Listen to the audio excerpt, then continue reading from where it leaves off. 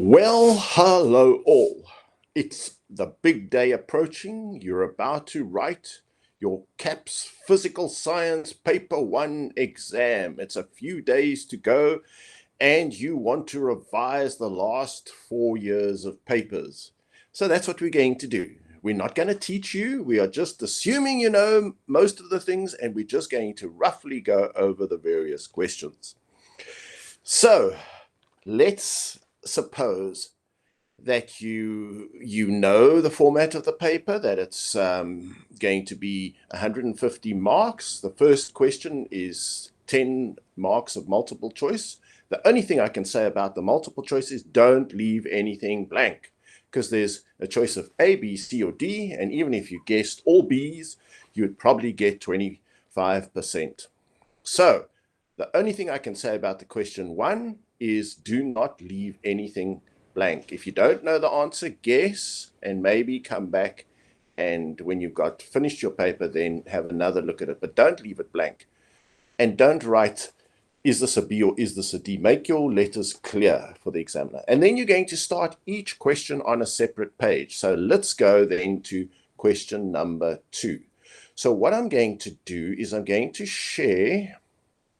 So present now my entire screen, and we're going to have a look at the last 4 years of papers. So let's go and have a look at 2020's paper. Question 2, these are always the Newton. I say Newton because he had long hair. So this is always the Newton 1, 2, 3 question. And it always looks something like this. Lovely. Everything normally goes to the right, but it could also go to the left. There's a block on a table. There's a block hanging. And this is your Newton question. Now, what do you know about all these Newton questions? Is it a vector problem? Yes. So you're going to go, this is a vector problem. If it's a vector problem, does it have a direction? Yes, it has a direction. So in this case, to the right and down is going to be positive. You always choose the direction that things are going as your positive direction. So this force would be negative, and then there's a friction, I presume, and that's going to also be negative. Then this pulling force of the force of weight of P and Q, this mass, combined mass M, is going to be a positive force of weight down. So you've got a positive force and 2 negative. This would be your applied force, and then there'd be a frictional force. Now, please, folks, you only get one shot at this, or you're going to have to rewrite. Read the question carefully. Read it carefully. This is physics, but you've got to use your comprehension skills. So a 20-kilogram block resting on a rough friction. That's what you should see. Horizontal surface is connected to blocks P and Q. There's P and Q. By a light inextensible string. There's the string over a frictionless pulley. It's always an inextensible string, and it's always a frictionless pulley. Blocks P and Q are glued together and have a combined mass of M. A force of 35 newtons is now applied to the 20-kilogram block. So what are we going to call this force? The force applied. F, capital A, subscript. At an angle of 40 degrees with a horizontal as shown below. Now, the 20-kilogram block experiences a frictional force of magnitude 5 newtons as it moves to the right at a constant speed. So this frictional force, is it kinetic or static friction? It is. Kinetic means moving friction, and it's got a value of 5 newtons. What direction? Negative, meaning to the left. Now, if you don't get here constant speed, frankly, you're screwed. Okay, let's just say you're not going to get this question. Constant speed means that the forces are balanced, and this is the case of Newton number 1. Newton 1 says any object that is at rest or in motion will continue at a constant velocity in a straight line unless acted upon by a resultant or net force. So we know that the net force is nothing. There's no net force. This force pulling down is going to be equal to those two pulling to the left. The net force is 0 because it's not accelerating. It's moving at a constant speed. This could also be hanging and be stationary. That's the other time where you have a constant speed, and the constant speed in that case would be 0. Okay, so these Newton problems fall into two categories.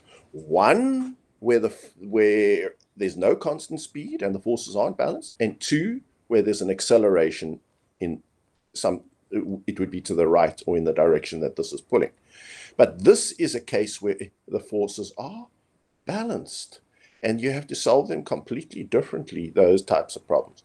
Okay, now to help you, they say draw a label free body diagram of the 20 kilogram block.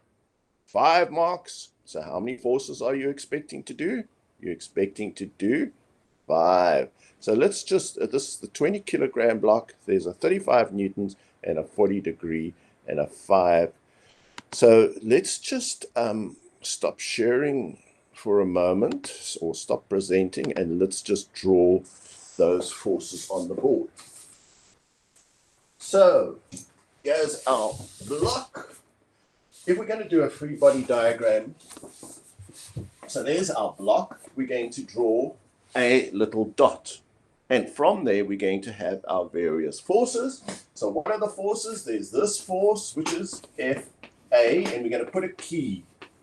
FA equals applied force, right? Then we're going to have here F friction, or we're going to call it F kinetic friction. So let's call it Fk equals kinetic force of kinetic friction. So do you see what we're doing here?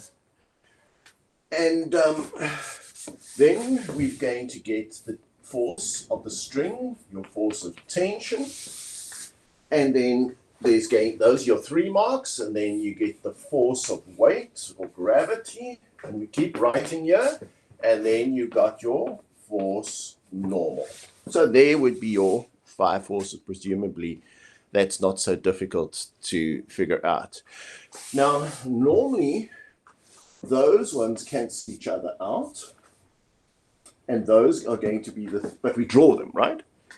Now, to solve the problem, we've got to know that this tension, which is basically the weight, is going to be equal to those 2.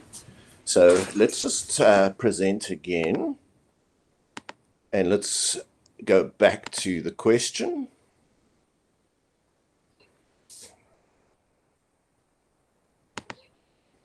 Okay, so there is the question. Now, let's say that was to draw it. Define the term normal force. Now, what must you do? You must go and remember your definitions. You can get them all from the CAPS document of 2014. You can get them from the memorandum. I am not an expert at these definitions. I would be if I was writing the exam. I know what a normal force is. It is the force that is equal and opposite to the weight. So it is but there's probably a better definition. It is the Newton 3 force that is equal and opposite to the weight, but you go and look up the definition. So there's those 2. Now calculate the combined mass of the 2 blocks, 5 marks. How are we going to do this? I'm not doing the problem. I know that you can do it, or you can look at the memo. I'm just going to go through the algorithm of solving it. Okay. So first of all, whenever you see a force at an angle like this, in other words, it's not in the direction that it's not in the horizontal and downwards direction. What have we got to do? We've got to convert that 35 newtons into a horizontal force. So how do we do it? Well, this here would be, if you use cos 40, this would be the adjacent. So you're going to say cos 40 is adjacent over hypotenuse. And from that, you're going to work out the adjacent force. So once you've converted this into adjacent force using cos, right? Do you see? This here would be sine. This adjacent is cos. So now you've got a force that is horizontal. So it's you would call it force applied horizontal. And you've got the friction. So those 2 forces are going to be equal to the weight here. And that is how you're going to calculate the combined mass of the block. So you're going to say the weight here, those 2 forces plus the weight are going to be equal to 0. That is, how would you how would you write this? I'm going to just again stop sharing and stop presenting, just to write on the board again. So the way I would do it is, I would say, you're going to now use Newton 2. You're going to say force net equals ma, where a equals 0. It's moving at a constant velocity. So now you're going to say, what are the two forces that make up force, or the various forces that make up force net? You've got the force of weight of P and Q, right? So that's going to, it's going to be a positive.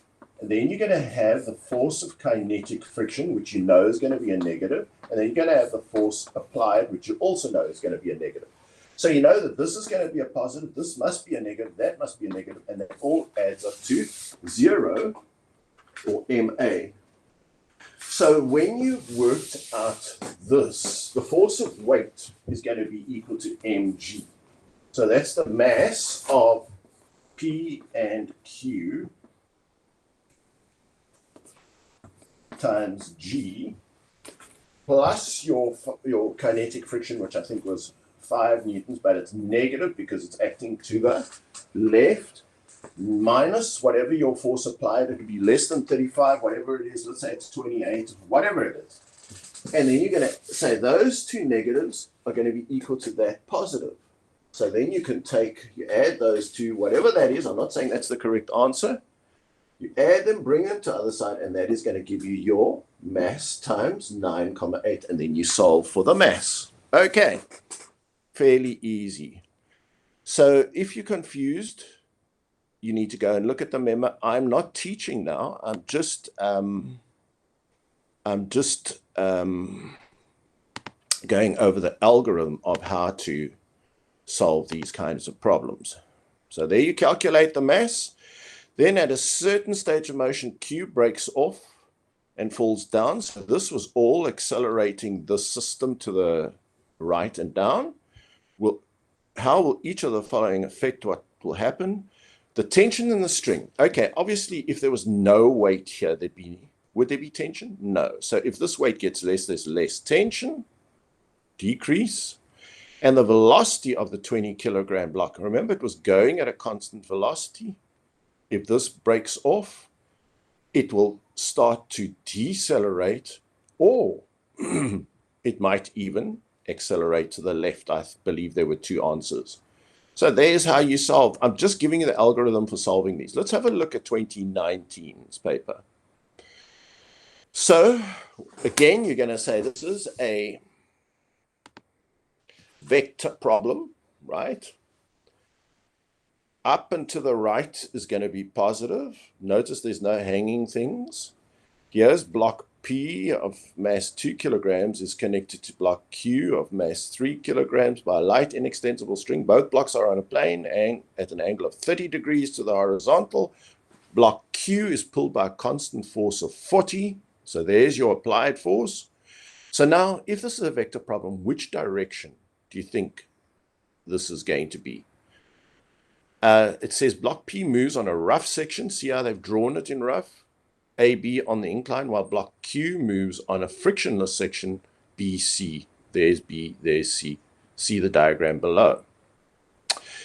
An average constant frictional force of 2.5 newtons acts on block P as it moves from A to B up the incline. Okay, so they've told us that the whole system moves up the incline. You've got to read it. Look, if this applied force wasn't big enough, this could all be slipping back downwards. That was what I was checking for. So now we've got our direction. Up and to the right, or in the direction of the slope upwards, is positive. Okay, so that's going to be a positive force. Then we've got weight and weight pulling down. Those are going to be two negative forces. Then we've got friction pulling backwards. So there's another negative force, as long as you can identify them. So it says states Newton's second law in words. Well, F equals ma. Let's see how many marks it's worth. Just 2. So if a net force acts on an object, the object will accelerate. The acceleration is directly proportional to the force and inversely proportional to the mass. Check out your definitions, get them from the memo. You must be prepared to study the memo and look what counts for marks. Draw a free body diagram on block P. Look, there again, like we did in the previous problem, a free body diagram. What are the forces? What's that force up the slope? That's your force of tension. Now, when you have your force of friction down the slope, and then you have a force of this component of weight parallel to the slope and down the slope. So there could be a third force. Then at right angles to the slope. Now, do not draw it straight down. It's at right angles. In other words, it's at 30 degrees from the vertical is going to be your, let's put it this way, your normal force is going to be acting upwards, and you're going to have a component of weight that is perpendicular to the slope. So you can either say that, or if there's a force of weight directly down. So you can divide the weight into its component, one down the slope and one perpendicularly down, and that is balanced by the normal, which is also at an angle. Or you could just draw one force, which is the force of weight of the 2 kilogram block. So it says for 4 marks, so we got tension, friction, normal, and then force of weight could be the 4 marks. Calculate the magnitude of the acceleration of block P while block P is moving on section AB. Okay, so that is worth 8 marks. So obviously you're going to have to work for it. So how are we going to do this?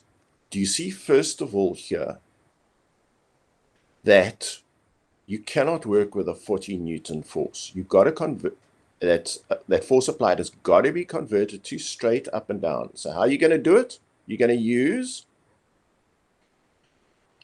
cos 25 degrees, not cos 30, cos theta, cos 25 is equal to adjacent. You're trying to work out the adjacent, which means next to, over the hypotenuse, adjacent over hypotenuse. And then you're going to convert this 40 Newton, it'll come to about 30 something up the slope. So now we know one of the forces up the slope, right? Let's see what else they say. Then what I think we're going to have to do is we're going to have to find the component of this 3 kilogram mass down the slope. There's no friction here, but there is a component of this 3 kilogram mass that is down the slope. How are we going to find that component? It's going to be equal to, do you remember? mg sine slope angle 30.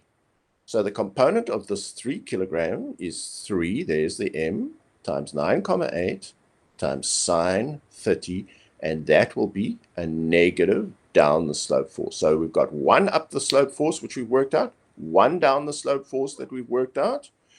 Now let's have a look at this one here.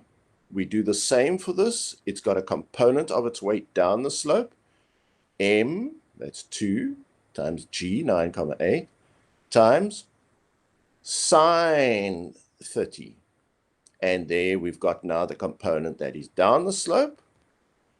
So that will also be negative. And do they give us the frictional force there, 2.5. So then there's also a frictional force only on this block. So now we have to calculate the acceleration of the whole system up the block. So what are we going to use? Look, they said state Newton's second law. So we're going to say F net equals ma. So what are the net forces? We got one positive force, this component, where we change the 40 into a component up the slope. That's going to be the one positive force. We call it force applied parallel to the slope. Then we got this one down the slope, which is the mg sine theta, which is the component of the 3 kilogram mass down the slope. So there's a negative. So we've got one positive, one negative. This one, the component of this mass down the slope, which is m2 times g, 9,8 times sine 30.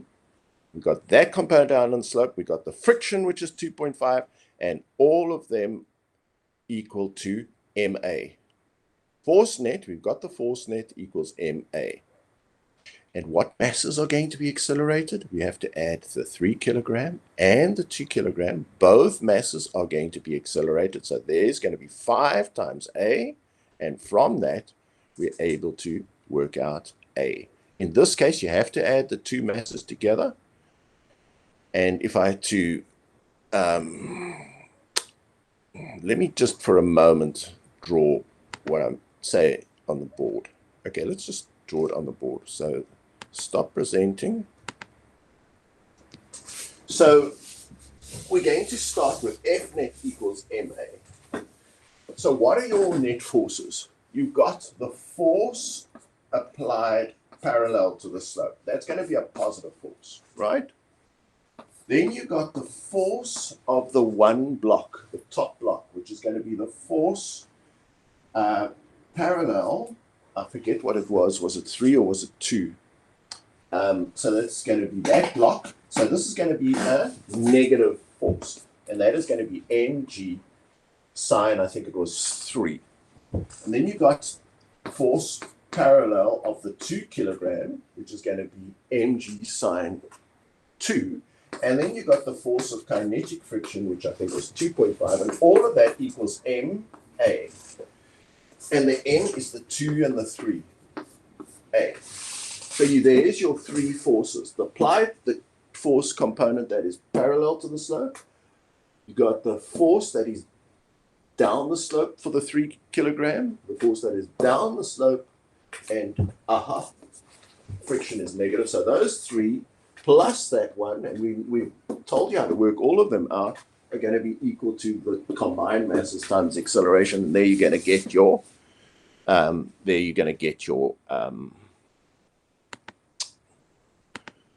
answer. So that was worth 8 marks. If block P has now passed point B, how will the acceleration compare to that calculating question 2.3? So if this gets passed, obviously there's less friction, same applied component up the slope, so then this is going to accelerate faster. If block P is now, will the acceleration compare? It'll be greater than, because now there's less of the negative force. Give a reason, because now the component down the slope is less, the applied force stays the same, therefore the forces to the right up the slope are now greater than they were before. And I would check the memorandum for the exact answer, but I know exactly what they mean there. Now let's have a look at 2018. So we looked at 2020, 2019, this must be 2018. A block of mass 8 kilograms are placed on a raft. There you go. Horizontal surface, the 8 kilogram block, which is connected to a 2 kilogram block by means of a light inextensible string passing over a light frictionless pulley sliding from point A is shown below. And look at, there's an angle of 15 degrees there. State Newton's second law in words, F equals ma. We've done that.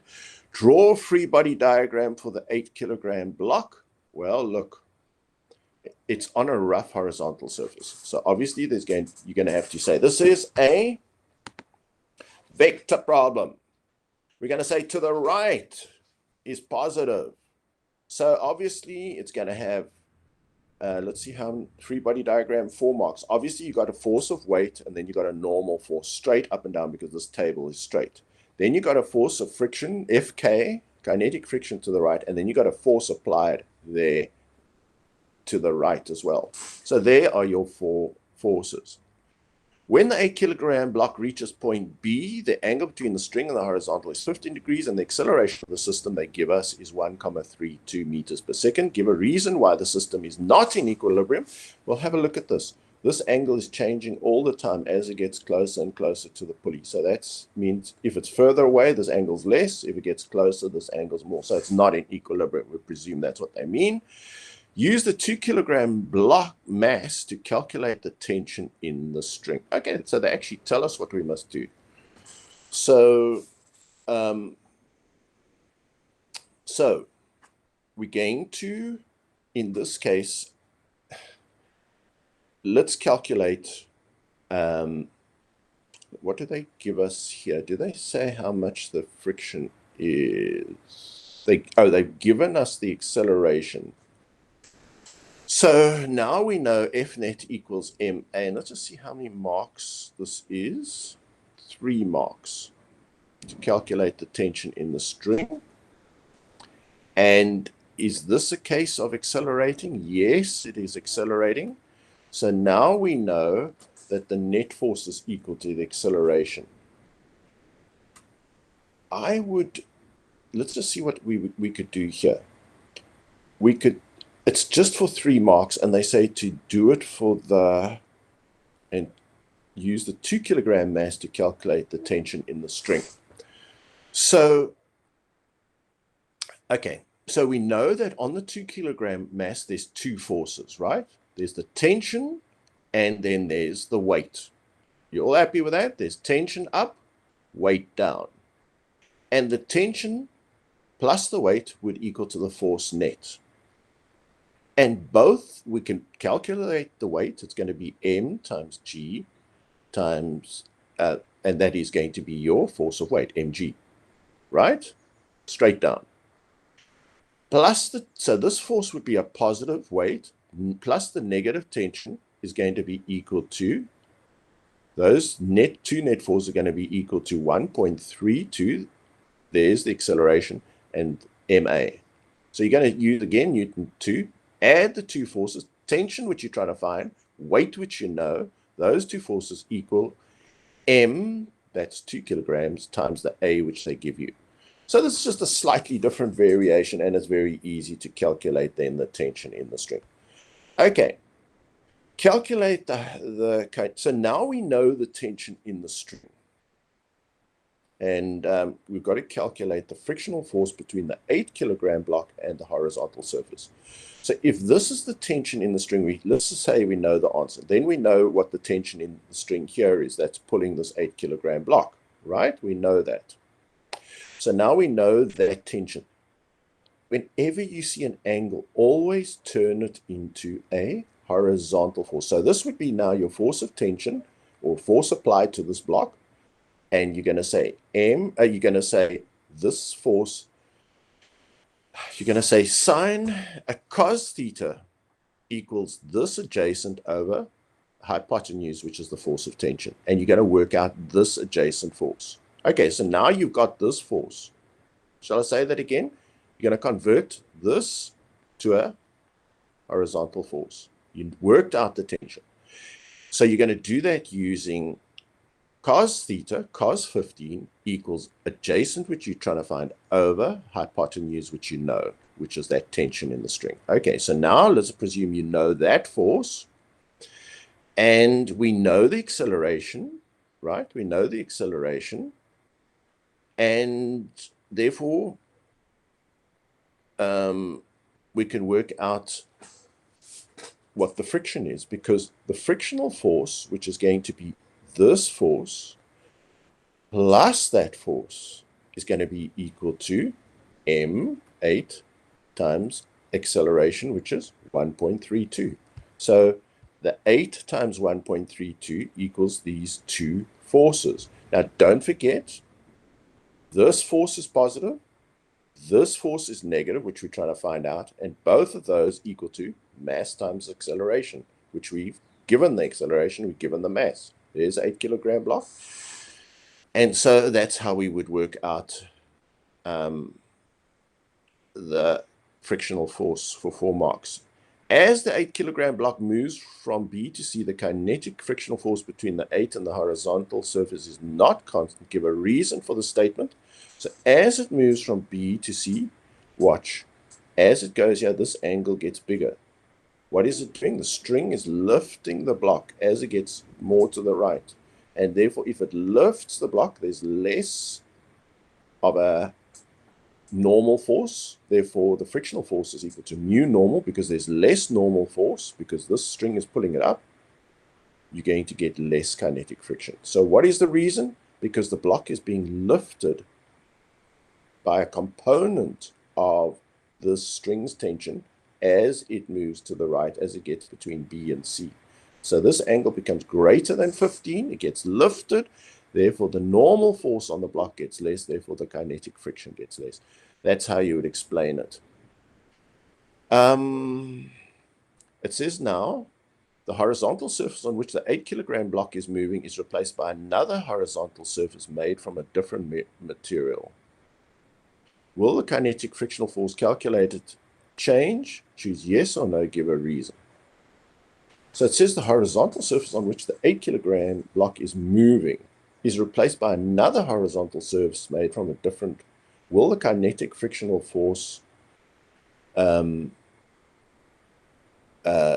differ? Gee, that's a difficult question. 2 marks.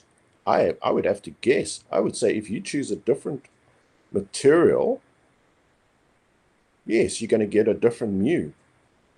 So again, I would check the memo, but if you've got a different mu, if this is a different material, it could be smoother, it could be, yeah, I would say it is going to change because the mu is going to change. Mu times normal is going to change. And so I would check the memo, but that would be my answer. Okay, let's have a look then at 2017's paper. An 8-kilogram block P is being pulled with a constant force F up a rough, okay, there's friction plane at an angle of 30 at a constant speed. Oh, they're shouting that at me, and already I know that's important. So there's going to be a, we know the forces are going to be balanced. If it's a constant speed due to Newton 1, every object that is moving will keep on moving at a constant force and speed unless acted upon by a net force. So the net force must be 0. Force F is parallel to the inclined plane, as shown in the diagram. State Newton's first law in words, which I've just done. Draw a free body diagram for P. Okay. Now, when you have it on a slope here, you've got force applied, right? That's at an angle. Please make sure that when you draw it's not horizontal. It's at 30 degrees to the horizontal. You got frictional force that's down the slope, okay, and everything this way would be negative, everything this way would be positive. Then you've got your force of weight, which is straight down, or you could have force component of weight that is which is normal to the slope. But let's see how many marks that is. 4 marks. So you've just got force there, force there. There's a normal force also. Don't have it straight up. You'll get no marks. It must be a normal force, normal, F, capital N, and then force of weight or force of gravity down. So those would be your 4 forces.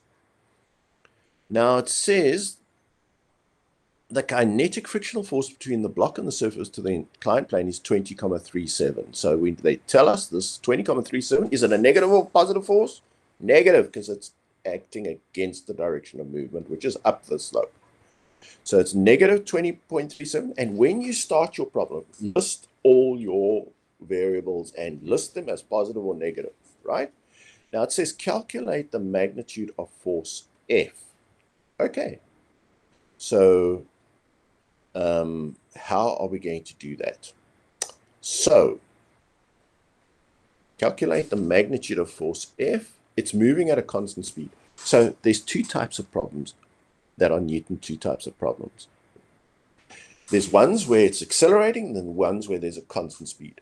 So if it's moving at a constant speed, right, then you know the forces are balanced. So you know that that force is equal to friction, and there's another force that's to the left. What is that?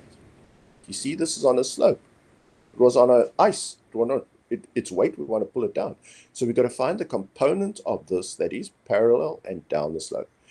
And that is going to be mg sine 30. I remember sine because S for slope, slope angle.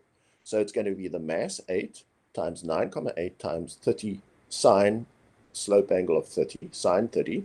And that's going to give me the component of weight down. So now what do I know? I know the 2 components down, and I'm asked to find the 1 component up. So I'm going to say F net equals ma, where a is 0 because it's a constant speed. I've got m, I've got a, and I've got my two forces down, which is the friction, which is 20,37 down, and the component of this parallel to the slope. So I've got those two equals naught. So you're going to add those two plus that equals naught. And then you're going to get your answer. Okay, easy problem. Force F is now removed and the block accelerates down the plane. The kinetic frictional force remains 20,3. Calculate the magnitude of the acceleration of the block. Okay, so what are you going to use? F net equals ma. There's now that is removed. You've just got the two components that you've already worked out equals the mass you've got times the a. So you've worked out, you've got the frictional force, which they gave you, it's 20,37. You've got the component down the slope equals ma, and then you're going to work out a. I don't see anything complicated there.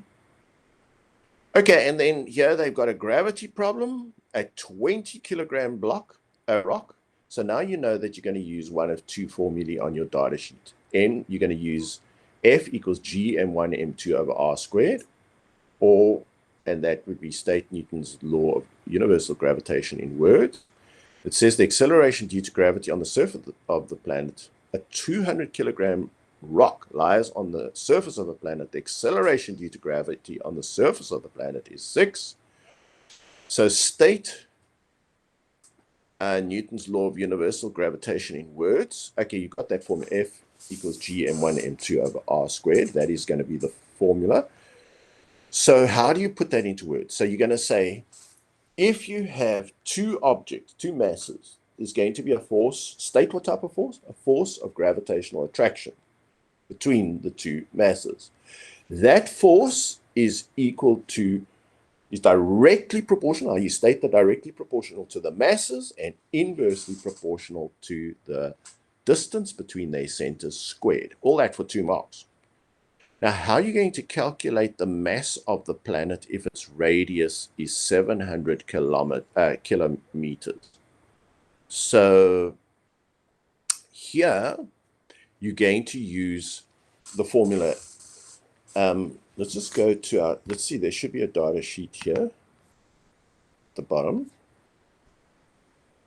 So we're going to use the formula, not for electrostatics, where is it? This one here, force equals G m1 m2 over d squared or over r squared. And then we've got a formula for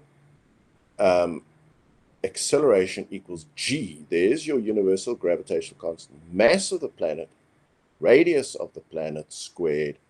And so you're going to have, there's the G they give you. So the G is on Earth is 9,8, but on a planet, on that other planet, the G is going to be different, and they gave it to us. Where are you going to find the capital G? You're going to find it there.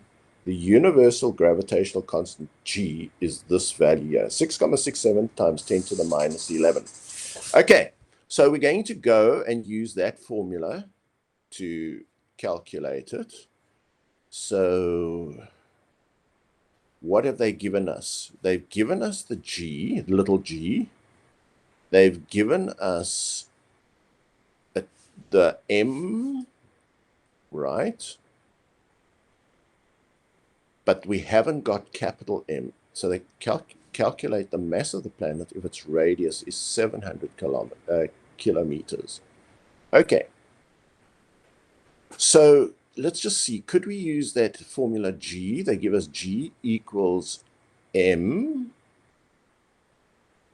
We don't know M, over R squared. We've got R. Could we calculate the mass of the planet using that? Why not?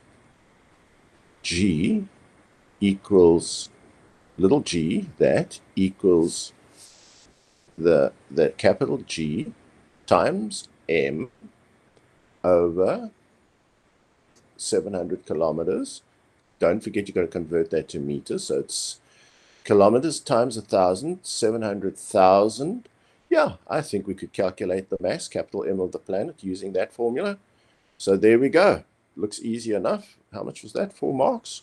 So you use the formula G, which is 6, equals capital G, which we found on our data sheet, times M, which we're trying to find out, over this in meters squared, and then it should give us the answer. As far as I know, but I would check the memo. Looks easy enough. I don't see any problem.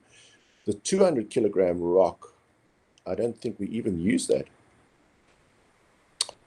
Okay. I think I'm going to just stop there and do it question by question, because how long did this take? So I think I'm going to just stop here and do these question by question, because it's quite exhausting going through the 4